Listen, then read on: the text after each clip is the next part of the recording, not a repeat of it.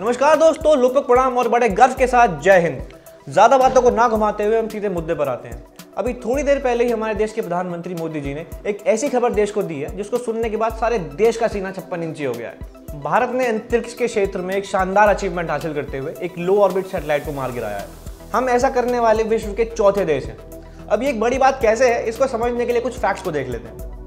भारत ने anti satellite weapon technology develop कर ली है। शॉर्ट में हम इसको एसेट कहते हैं। हालांकि भारत हमेशा से ही स्पेस में हथियारों की होड़ के अगेंस्ट रहा है, लेकिन आने वाले समय में भारत को खुद को मजबूत करना ही था, तो ये भी एक जरूरी काम था।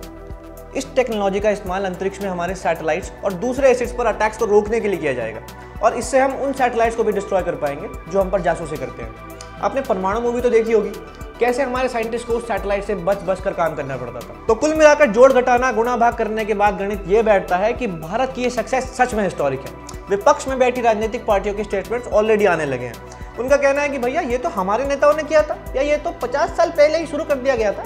लेकिन असल सच्चाई ये है कि हमारे देश में इतना बड़ा काम बिना मजबूत पॉलिटिकल विल के हो ही नहीं सकता था।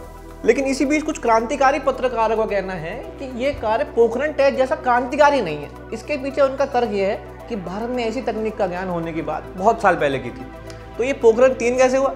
अच्छा, ये बात ठीक भी है। 2012 में इंडियन एक्सप्रेस में छपी खबर के मुताबिक हमारे पास ये कैपेसिटी तब भी थी, पर पॉलिटिकल विल की कमी के कारण हम इस फील्ड में आगे नहीं बढ़ पाए। फिर 2014 में मोदी सरकार के आने के बाद हमारे साइंटिस्ट को इस प्रोजेक्ट पर आगे बढ़ने का अप्रूवल फाइनली मिला। अच्छा, सोचने वाली बात यह है कि इतने वरिष्ठ पत्रकारों को यह नहीं पता कि संदेश देना किसे कहते हैं। ऐसे तो ताकत हमारे पास परमाणु बम की भी थी, लेकिन हमने पोखरण इसलिए किया ताकि हम अपने दुश्मनों को बता सके कि यस वी कैन। और यहाँ एसी कमरों में बैठे हमारे बुद्धिजीवी कितनी आसानी से कह देते हैं कि भैया हमारे पास तो ये पहले से ही था।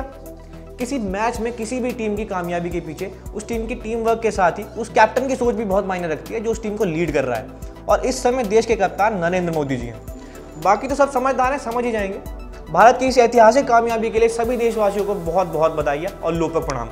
इस वीडियो को लाइक कीजिए, शेयर कीजिए और इस चैनल को सब्सक्राइब जरूर कीजिए।